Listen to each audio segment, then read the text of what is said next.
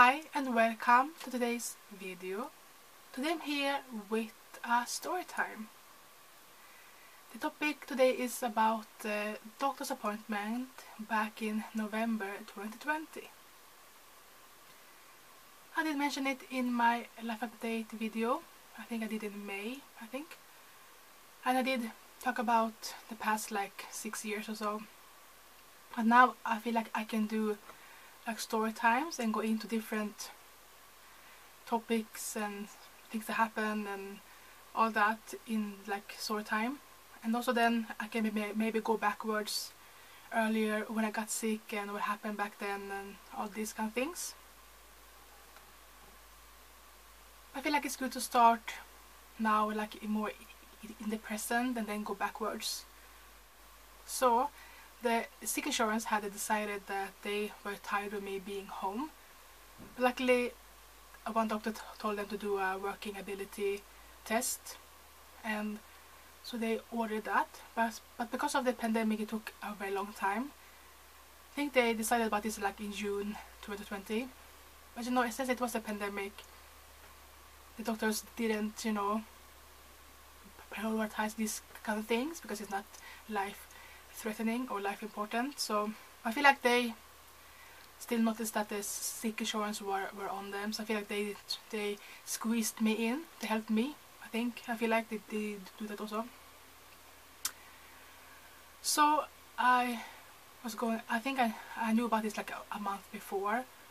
So I did get a time on a Thursday in end of November. I think it was like 26th or something like that.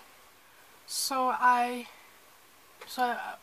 went. So that day I was gonna meet first the doctor, then 2 different physiotherapists, and then a different day I met with the psychologist. But all of the rest was so good. It was only the doctor that was the problem, and he still is the biggest voice, because he's a doctor, the doctor. So at 8 AM on Thursday I met with him, and remember this is the first time I ever met this doctor.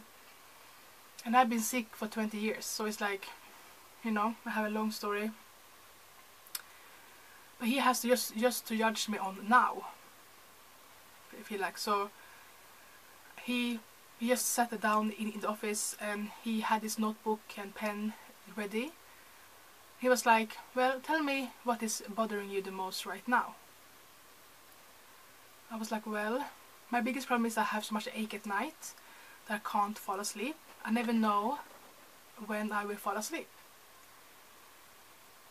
because of the ache, and it gets worse at night when I lie down. And he was like, just blank. I could see him on him that he don't know.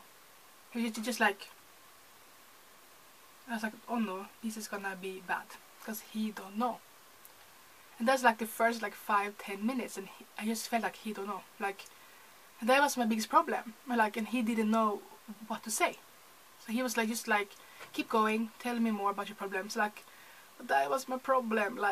That is why I'm searching. Because for me, I know that since I don't know when I will fall asleep, I will be sleep deprived, and I have a hard time to plan things, to see friends or try to do things, because I never know when I will fall asleep and when I will be up. So, and this is what I needed help for, but he didn't know. So again, he was just like, keep going, talking. I was like, this is gonna be bad. It's just like, this is gonna be bad because he don't know. So I was just like, well, during the day I'm very tired and have very low energy level. I have to take a lot of breaks and do small things at small times, like short times. It's like more, like I had told you my problem, but no. So I just said that I started to, when I was like 50, I gained weight. I know I have also lipedema, and since I also have to continue to gain weight slowly. And then it was like a light bulb in him, like, oh, something I know. It's finally something I know about weight. It was like, I just felt like, no, the worst thing is to mention weight, but I had to because it's in my my problems. But I know it's hormonal, and I know all my weight is because of the illnesses and side effects, but that's the only thing they see. So he was like, how much do you weigh? I was like, I think around 130 kilos. He's like, that is a lot. I was like, well, it depends on how you see it. So then he had question finally, after I just told about a lot of things. He was like, so what do you do at night when you can't sleep? I was like, well, it depends. Like, I do some yoga to relax. I maybe do some dishes if I'm behind. I maybe do laundry if I'm behind. I maybe watch TV, or I do watch TV, and I eat something. I just wait until I can sleep. He's like, oh, you eat at night? I was like, yeah, like sandwich or something. Like, you're eating at night? I was like, yeah, but not, you're doing like this all night. Nom, nom, nom, nom, nom, nom, nom. I was like, what? I was like, no, I don't do that. Yeah, you do. I was like, no, because my weight is because of hormones and illnesses, not that I eat too much. As I said, that now we know that there's more reasons why you are big or overweight is a lot of hormones and illnesses causing it. He said, no, it's only like this, nom, nom, nom, nom, nom, nom, all day, all night, nom, nom, nom. Like, and you know, at that point I noticed that it's useless to speak back to him, because I have learned and read that if you speak back to a doctor, especially about weight, is that you are not ready to change. You're lazy, you're comfortable, you're lazy, you want to be still there in your area, you don't want to be better, you don't want to listen. So I was like, and I have seen that if you talk back, they will write it down as the problem. And I felt like, and he said that, so his conclusions then was that I have obesity and I have sleep apnea. That's why I'm so tired during the day. But once I sleep well. But he didn't ask that.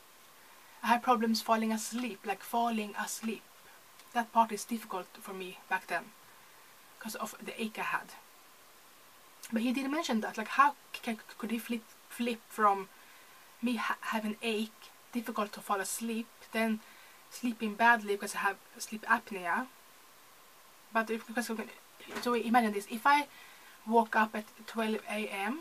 and then I fall asleep 5 a.m. the next morning, you know, I have been up for so many hours, I have ache, they drain my body of energy because it hurts. But then if I fall asleep at 5 a.m. finally, and I'm exhausted because I have been waiting to sleep for so many hours, but then I have to wake up maybe the latest 1 p.m.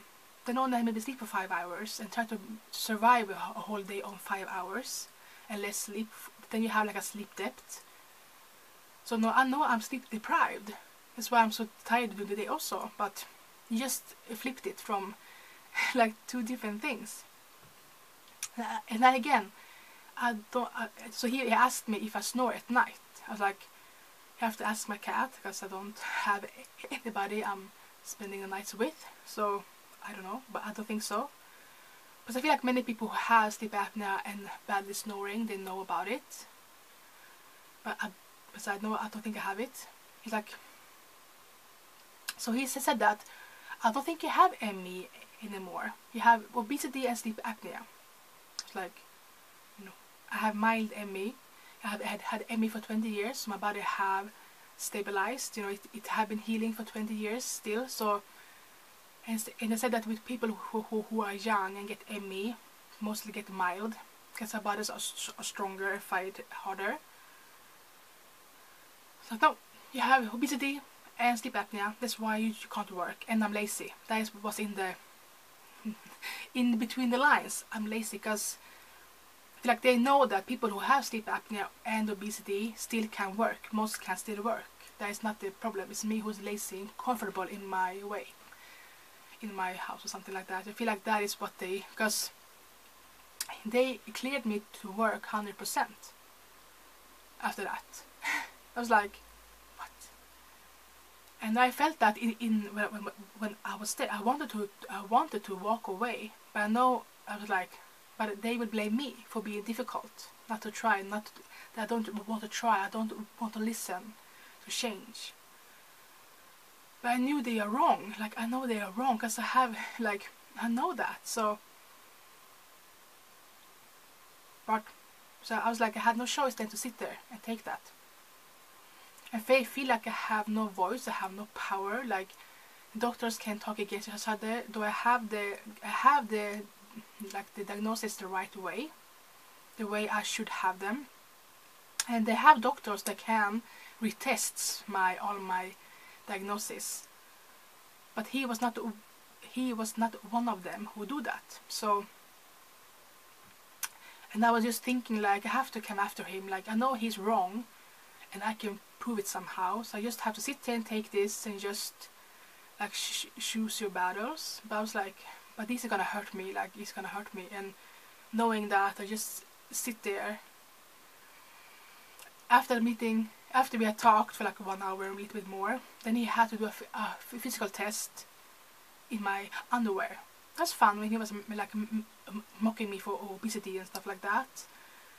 I felt so humiliating. I felt so like, is this a test for like, is this like a mental test, how long you last before you snap or something? Because this was like torture almost. So I knew he was wrong, and I knew I can prove it somehow. But in that moment, it's hard. So after that, I went to my room and cried because I felt so like that I mean nothing. My words mean nothing. And yeah, and you know, they cleared me to work 100% without me even being able to work 25%. I always break down in a few months. But they don't care. But you know, I did get him. The words were flushed out. And the scary thing is that I thought that he didn't have to do the sleep apnea test. He didn't have to do the obesity test, because now you can do a obesity test to try your how much percentage you have water weight, how much is fat, how much is skin, how much is muscle mass. I have a lot of muscle mass, and that is like, I just felt like, can we please update the Windows 98 to Windows 20 or something? At least, I feel like the doctors are still in the 1950s or 80s still. Please update to 2020, please. I'm tired of this, because that was also my shock. Like, I just felt that, like, have we not come further than this? That you are just seeing the overweight as because that is a problem, that the overweight is always the problem in many people's eyes, but it's the symptom of something else that is causing it, not the problem. You can't take away the weight if you don't take away the problem. I know that back then I was still very, very big, because I was trying to work in 2017, and then I always gained weight because the body feeling me being bad again, and it's protecting me from starvation. But they don't understand this, and I do understand this, that is the way. Yeah, so, but I did take the sleep apnea test in October 2021, and I don't have it. So he was wrong, and I did start to lose weight because I'm resting and doing things in my pace, and I'm feeling better, so that I get smaller. But you know, so I talked about this with my therapist September last year, because I felt like I needed to talk about all of this, because since I was cleared to be sick pension last year in May, around September my body started to feel safe, that I don't have to book another doctor appointment. I don't have to wait for the email or phone call that there's yes or no. My body started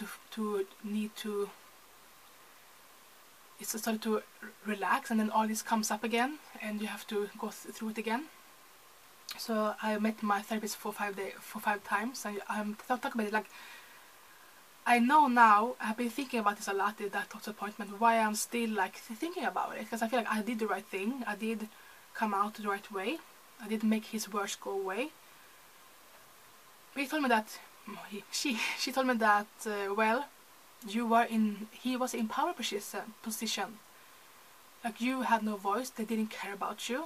You were just a number. Like, yeah, that's why and you should feel bad, because you have to take the less bad, but you had to take it. That was not the worst thing, but it is still really bad. And the way he treated me, like, and you will always feel hurt by that because you were hurt. But you're right, you did the right thing. But it's sad that you have to do it. Like, it's sad that you have to get used to the bad and the bad things and just take it. And you have been through that many times. That's why you still hurt you, because I have been in that position so many times. So again, like, why again? Like, why? So yeah, I'm laughing because it's also it's funny that but that is like, please, can we please move forward in the future now and not be back in the 90s. I feel like that's why I also have overcome it, because I know that they are wrong, not me. So it's they who have to update. But it's me who getting punished for it, you know? It's me who getting hurt because they don't understand. And I know that a lot of issues I still have is because they forced me out to work over and over.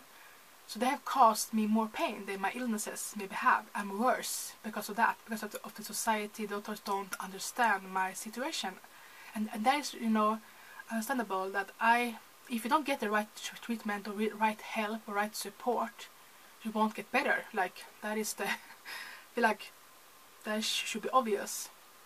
So yeah, so they have treated me only that I don't want to.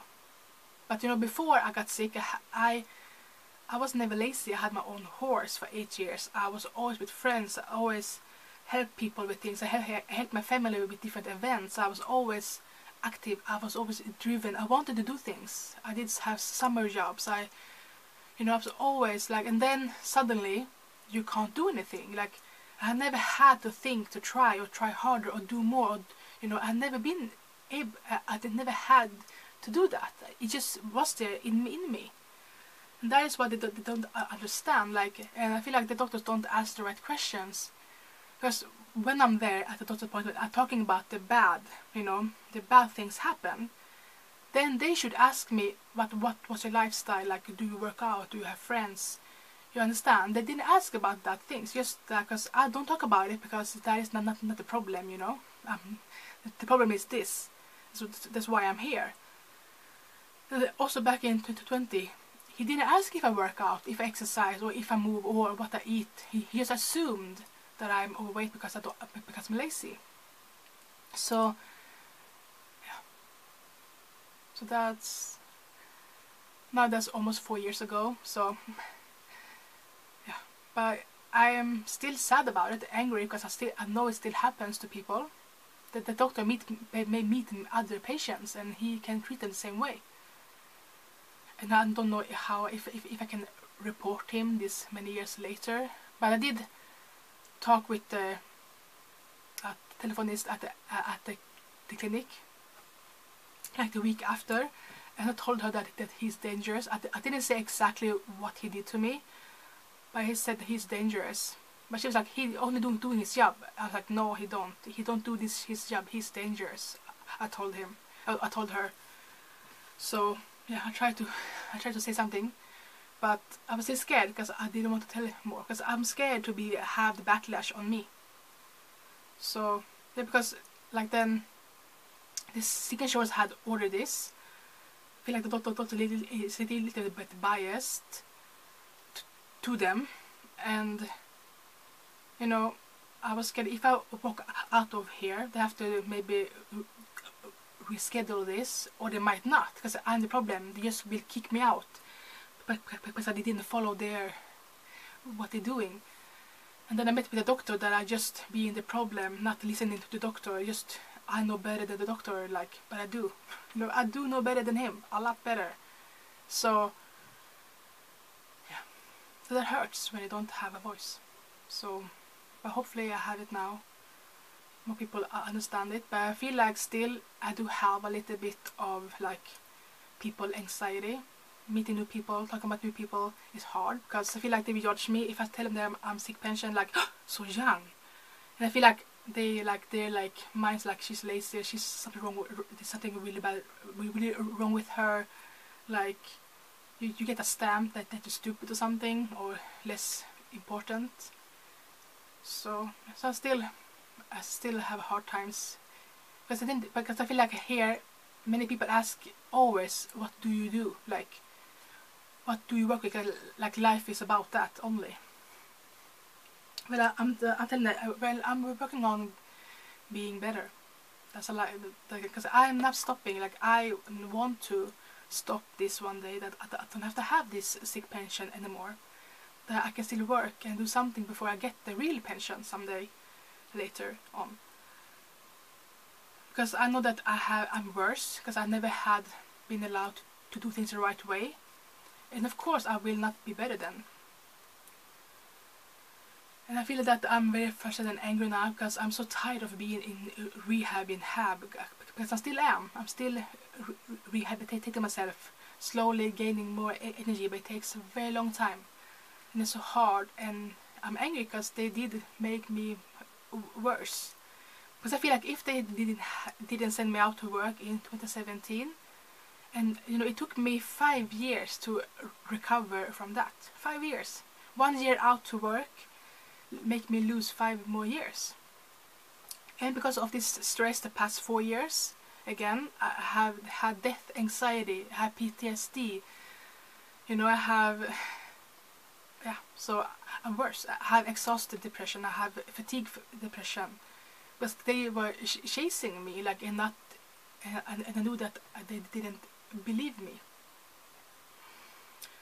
So now, like 1 year after I was cleared for sick pension, I'm finally starting to feel better. Like, but it took 1 year again to feel safe and that I can trust this decision, you know. But still, I'm a little bit scared because I know they have people, like, you know, the people are lying, and they have people looking for people who are lying. So I feel like if I show my gardening, so still I feel like if I'm showing my gardening and maybe they think I'm too active, but it is 1 hour a day, 2 hours a day when I manage to do something like that. You know, they don't see the whole picture, you know. So I feel still feel scared, but hopefully I don't get to that. So that was a doctor's appointment. It cost me a lot of problems, but I also did fight him. So like you have to choose a battle. It's like you have to really choose a battle. It's like he was not. I felt like I was right, he's wrong. I just have to prove it. And since I was right, I could prove it, you know. So, but it's sad that you have to do that fighting. So I'm gonna end it here. Next time I'm gonna talk about the weight, and I know all about that, my thoughts about it and my experience, and yeah. So thank you so much for watching. Hope I see you next time. Bye.